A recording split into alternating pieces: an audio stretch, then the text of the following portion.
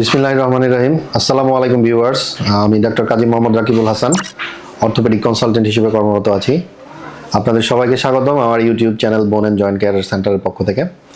তো আজকে আমরা একটু বাচ্চাদের নিয়ে কথা বলবো। আসলে এতদিন আমরা যা আলাপ করেছি, যে বিষয়গুলোই বলেছি, ম্যাক্সিমাম কথা আমরা বড়দেরকে নিয়েই বলেছি। তো আজকে আসলে আমরা একটু দেখবো যে আমাদের ছোট্ট সোনামণিদের আসলে কি ধরনের প্রবলেম হয়। বিশেষ করে আমরা আজকে খুব ইম্পর্টেন্ট একটা টপিকস নিয়ে কথা বলবো, বাচ্চাদের সুপ্রাকন্ডাইলার ফ্র্যাকচার। এটা মোস্ট কমন একটা ফ্র্যাকচার, এটা আমাদের এলবো জয়েন্টে হয়। তো এই বিষয়টা নিয়ে আমরা কথা বলবো। এই বিষয়ের একদম শুরু থেকে শেষ পর্যন্ত আমরা জানার চেষ্টা করবো আসলে কি জন্য ভেঙে যায়, কি কারণে সমস্যাটা হয়, হলে আমাদের কি করতে হবে এবং চিকিৎসা পদ্ধতিটাই কি, আমরা শেষ পর্যন্ত এটা বলার চেষ্টা করবো। আপনারা সবাই আমাদের সাথে থাকবেন। আমরা প্রথমেই জেনে নেই আসলে সুপ্রাকন্ডাইলার ফ্র্যাকচারটা কি। তো সুপ্রাকন্ডাইলার ফ্র্যাকচারটা জানার আগে আমাদেরকে একটু জানতে হবে সেটা হলো এটা কোথায় হয়। আসলে এটা হয় আমাদের অ্যারাউন্ড এলবো জয়েন্ট। তো আমরা খুব সংক্ষেপে জেনে নিই এলবো জয়েন্টটা কি দিয়ে গঠিত। এলবো জয়েন্টটা আমাদের তিনটা হাড় নিয়ে গঠিত। উপরে থাকে হিউমেরাস, নিচে থাকে একদিকে রেডিয়াস এবং একদিকে আলনা। এই তিনটা হাড়ের সমন্বয়ে আমাদের এই এলবো জয়েন্টটা গঠিত। আর সুপ্রাকন্ডাইলার ফ্র্যাকচারটা হয় আমাদের জাস্ট এলবোর একটু উপরে, হিউমেরাসের লোয়ার পার্টে। সুপ্রাকন্ডাইলার ফ্র্যাকচারটা সাধারণত কোন বয়সের বাচ্চাদের হয়? এটা সাধারণত যেই বাচ্চারা একটু অ্যাক্টিভ, দৌড়াদৌড়ি করে, দ্যাট মিনস 5 থেকে 10 বছর, এই বয়সের বাচ্চাদেরই এই ভাঙাটা বেশি হয়। কিভাবে হয়? আমরা বলি যে fall on outstretched hand, that means বাচ্চাটা খেলতে গিয়ে বা কোনো কারণে যখন পড়ে যায়, যখন তার হাতটা এইভাবে গ্রাউন্ডে পড়ে, তখন এই জায়গাতে সুপ্রাকন্ডাইলার ফ্র্যাকচারটা হয়ে যায়। সুপ্রাকন্ডাইলার ফ্র্যাকচার হলে আমরা আসলে কিভাবে বুঝবো, লক্ষণটা কি হয়? প্রথমত হলো সুপ্রাকন্ডাইলার ফ্র্যাকচারের সে একটা হিস্ট্রি দিবে। গার্জিয়ান বলবে আমাদেরকে যে আমার বাচ্চাটা খেলতে গিয়ে পড়ে গেছে বা পড়ে গিয়ে আঘাত পেয়েছে, এটা একটা হিস্ট্রি দিবে। এবং আমরা বাচ্চাটাকে পরীক্ষা করলে দেখব সে যেই হাতে ব্যথা পেয়েছে ওই এলবো জয়েন্টটা ফুলে গিয়েছে। আমরা বলি এস শেপ ডিফর্মিটি, অনেকটা এসের মতো হয়ে যায়, ব্যথা থাকে। এবং মোস্ট ইম্পর্ট্যান্ট, আমরা শুধু এলবো জয়েন্ট দেখলেই হবে না, তার ডিস্টালি রিস্ট জয়েন্ট এবং হ্যান্ডটাও আমাদেরকে এক্সামিনেশন করে দেখতে হবে। কারণ কমনলি অনেক সময় নিউরোভাস্কুলার ইনজুরি হয়, তার ব্লাড সাপ্লাইটা চেক করতে হবে এবং নার্ভ ইনজুরি আছে কিনা সেটা আমাদেরকে খেয়াল করতে হবে। সুপ্রাকন্ডাইলার ফ্র্যাকচার জেনে নেই এখন আমরা কয় ধরনের হতে পারে। এটা রেডিওলজিক্যালি বলা হয় 4 রকম হতে পারে। টাইপ 1 হালকা ডিসপ্লেসমেন্ট বা নন ডিসপ্লেসড, যেটা একেবারেই সরে যায়নি, তার মানে ভেঙেছে কিন্তু দুইটা হাড় একই রকমভাবে কাছাকাছি আছে। টাইপ 2 ভেঙেছে, অল্প একটু বাঁকা হয়েছে। টাইপ 3 ভেঙে পুরোপুরি বাঁকা হয়ে গেছে, বাট পিছনের যে পেরিওস্টিয়াম সেটা ইনট্যাক্ট। আর টাইপ 4 সেটা হলো অ্যান্টেরিয়রলি ডিসপ্লেস ফ্র্যাকচার বলে, মানে নিচের অংশটুকু সামনের দিকে চলে এসেছে। এই 4 রকমের ভাঙতে পারে। সুপ্রাকন্ডাইলার ফ্র্যাকচার বোঝার জন্য কি আমাদের আসলে কোনো পরীক্ষা নিরীক্ষা করতে হয়? হ্যাঁ, অবভিয়াসলি। আমরা এক্সামিনেশন করে, দ্যাট মিনস ক্লিনিক্যালি দেখে বুঝতে পারলাম যে, সন্দেহ করলাম সুপ্রাকন্ডাইলার ফ্র্যাকচার হতে পারে।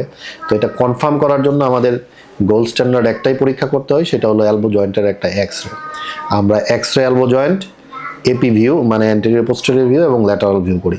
তো ল্যাটারাল ভিউতেই আমরা মোস্ট কমনলি সুপ্রাকন্ডাইলার ফ্র্যাকচারটা পরিষ্কারভাবে দেখতে পাই। এবং আমি একটু আগে যে ক্লাসিফিকেশনগুলো বললাম, সেই জিনিসগুলো আমরা ল্যাটারাল এক্সরেতে পরিষ্কার করে বুঝতে পারি।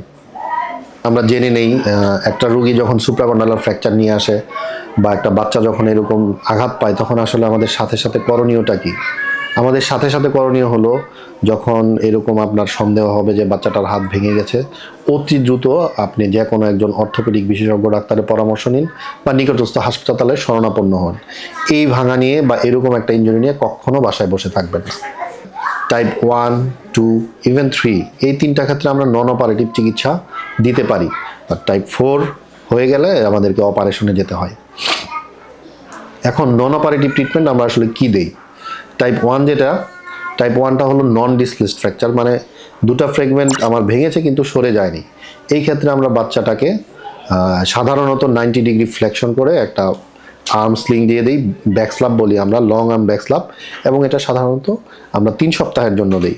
তবে মোস্ট ইম্পর্টেন্ট থিং আমাদেরকে অবশ্যই মনে রাখতে হবে, আমাদের 5 থেকে 7 দিন পরে একটা চেক এক্সরে করে দেখতে হবে। চেক এক্সরেটা দেখার অর্থ হলো যে ভাঙা যেটা ভাঙলো এটা ডিসপ্লেসমেন্ট হয়ে যাচ্ছে কিনা, দ্যাট মিনস সরে যাচ্ছে কিনা। যদি এমন হয় যে হ্যাঁ প্রথম দিন ভালো ছিল বাট আস্তে আস্তে সরে যাচ্ছে, তাহলে হয়তো আমাদের সিদ্ধান্ত চেঞ্জ করে অপারেটিভের দিকেও যাওয়া লাগতে পারে। টাইপ 2 ফ্র্যাকচারে আসলে আমাদের কি চিকিৎসা দিতে হয়? টাইপ 2 ফ্র্যাকচারেও মোস্টলি আমরা নন অপারেটিভ চিকিৎসাই দিই, বাট এইখানে যেহেতু ফ্র্যাগমেন্টটা একটু বেশি ডিসপ্লেসমেন্ট থাকে, এইখানে আমাদেরকে বাচ্চাটাকে আন্ডার অ্যানেস্থেশিয়া রিডাকশন করতে হয়। প্রথমত তাকে আমরা জেনারেল অ্যানেস্থেশিয়া দিই, তারপর হাতটাকে 2 থেকে 3 মিনিট ট্রাকশন দিয়ে সোজা করি এবং ধীরে ধীরে গ্র্যাজুয়ালি আবার ব্যান্ডিং করি এবং দেখি যে তার ভাস্কুলারিটিটা ঠিক আছে কিনা। আমরা সাধারণত 90 ডিগ্রি বা তার কম ফ্লেকশন করতে চাই, কারণ বেশি ফ্লেকশন করলে অনেক সময় যেটা হয় ভাস্কুলারিটি হ্যাম্পার হয়। যদি আমি ফ্লেকশন করা অবস্থায় কখনো দেখি ভাস্কুলারিটি পাচ্ছি না, দ্যাট মিনস আমি পালস পাচ্ছি না, তো ওই অবস্থায় না রেখে আমরা ধীরে ধীরে হাতটাকে আরেকটু এক্সটেন্ড করি। তো যেই অবস্থায় আমি তার পালসটা পেলাম ওই অবস্থাতে আমরা একটা প্লাস্টার করে দিব এবং আগের মতোই 5-7 দিন পরে আমরা চেক এক্সরে করে দেখব যে জায়গা মতো আছে না, ডিসপ্লেস হয়ে যাচ্ছে, এবং অ্যাকর্ডিং টু সেই অনুযায়ী আমরা পরবর্তীতে সিদ্ধান্ত নিব। যদি ডিসপ্লেসমেন্ট না হয় তাহলে আমরা 3 সপ্তাহ এইভাবেই কন্টিনিউ করব। এখানে ডিসপ্লেসমেন্টটা আরও বেশি হয় শুধুমাত্র পোস্টেরিয়রলি পেরিওস্টিয়ামটা তার ইনটেক্ট থাকে, দ্যাট মিনস হাড়ের যে পর্দাটা থাকে সেটা ইনটেক্ট থাকে। তো এই ক্ষেত্রে আমাদেরকে যেটা করতে হয় আগের মতোই রিডাকশন করে আমাদেরকে পারকিউটিনিয়াস স্পিনিং বলি আমরা, দ্যাট মিনস আমাদের এইখান দিয়ে চামড়ার উপর দিয়ে আমরা চিকন চিকন রড দিয়ে দিই। রড দিয়ে আমরা ভাঙা দুইটাকে একসাথে ধরে রাখতে চেষ্টা করি এবং সাধারণত এটা 3 সপ্তাহ রাখি, তারপর আস্তে আস্তে খুলে দিই। টাইপ 4 ফ্র্যাকচার যেটা, এইখানে মোস্ট কমনলি আমাদের আর্টারি ইনজুরি বা নার্ভ ইনজুরি হওয়ার সম্ভাবনা থাকে। যদি এইরকম কিছু হয় বা ফ্র্যাকচারটা এমন যেটা রিডিউসড করা যাচ্ছে না, সেই ক্ষেত্রে আমাদেরকে সাথে সাথে অপারেশনে যেতে হবে। অপারেশন বলতে ওপেন রিডাকশন করতে হবে, ফ্র্যাগমেন্টগুলোকে কাছাকাছি করতে হবে এবং তো এতক্ষণ আমরা সুপ্রাকন্ডালার ফ্র্যাকচারের আদ্যপান্ত জানার চেষ্টা করলাম, কিভাবে হয়, কাদের হয়, কি লক্ষণ, কি চিকিৎসা, সব কিছুই জানলাম। এখন আমরা জেনে নেই যে আসলে এটার কোনো কমপ্লিকেশন হয় কিনা, চিকিৎসা না করলে বা করলেও কোনো কমপ্লিকেশন হতে পারে কিনা। হ্যাঁ, কিছু আছে আর্লি কমপ্লিকেশন, কিছু আছে লেট কমপ্লিকেশন। আর্লি কমপ্লিকেশনের মধ্যে একটু আগে আমরা যেটা বলতেছিলাম, আর্টারি ইনজুরি হতে পারে, নার্ভ ইনজুরি হতে পারে। এখানে কমনলি ব্রাকিয়াল আর্টারি ইনজুরি হয়, মিডিয়ান নার্ভ ইনজুরি হয়। আর লেট কমপ্লিকেশন যেটা মানে ধীরে ধীরে পরবর্তীতে যেটা হতে পারে, একটা হয় মোস্ট কমনলি ম্যাল ইউনিয়ন হয়, তার মানে ভাঙাটা ঠিকমতো জোড়া হয় না, উল্টাপাল্টাভাবে বাঁকাতেরা হয়ে জোড়া হয়, ম্যাল ইউনিয়ন। আরেকটা হতে পারে নন ইউনিয়ন বা জোড়াই হলো না, এরকম হতে পারে। এবং এই ক্ষেত্রে আমি আপনাদের একটু বলতে চাই, আমরা খুব দুঃখজনক হলেও সত্য, এই ভাঙাটা নিয়ে আমাদের সমাজে অনেক অনেক প্রচলিত ধারণা রয়েছে যে এরা কবিরাজের কাছে গেলেই মনে হয় ভালো হয়ে যায়। কিন্তু আপনারা দেখবেন, যদি কখনো পঙ্গু হাসপাতালে গিয়ে থাকেন, আমরা এমন অনেক রুগী পেয়েছি যে বাচ্চাকে কবিরাজি করার পরে হাত কেটে ফেলতে হয়েছিল। আসলে হয় কি, কিছু কিছু ছোটদের ভাঙা আছে যেগুলো এমনিতেই ভালো হয়ে যায়, আপনার অনেক বেশি কিছু করতে হয় না। তো এই ভাঙাগুলো যখন কবিরাজের কাছে যায়, সে হয়তো একটা লতা পাতা বেঁধে দিল বা কিছু একটা করে দিল, আলটিমেটলি সে তো এমনি ভালো হয়েই যাবে। তো যখন বাচ্চাটা সুস্থ হয়ে যায় তখন সবার একটা ধারণা হয় যে কবিরাজের কাছে গিয়ে বোধহয় ভালো হয়ে গেল। কিন্তু এইখানেই আমরা মারাত্মক ভুল করি। সব ভাঙা একরকম নয়, সব বাচ্চার বয়স একরকম নয়, এই জিনিসটা আমাদেরকে অবশ্যই মাথায় রাখতে হবে। এবং এইটা একমাত্র অর্থোপেডিক বিশেষজ্ঞ ছাড়া কেউ আপনাকে প্রপার গাইডলাইনটা দিতে পারবে না। এই জন্য দয়া করে যদি এরকম কখনো ভাঙা হয়, দয়া করে কেউ কখনো কবিরাজের শরণাপন্ন হবেন না। আপনার ছোট বাচ্চার সোনামণির ভবিষ্যৎটা নষ্ট করবেন না।